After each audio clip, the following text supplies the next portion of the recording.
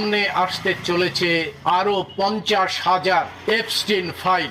আগামী সপ্তাহে এই এপস্টিন ফাইলের 50,000 ফাইল আবার আসতে চলেছে সোশ্যাল মাধ্যমে। আর এর ফলে ভয়ে কুকুরে আছেন আমাদের নন বায়োলজিক্যাল বিশ্বগুরু। ইনি কানে টেলিপ্রম্পটার না নিয়ে কথা বলতে পারেন না। বিশ্বগুরু মন কি বাত করেন, মানুষের কথা শোনেন না।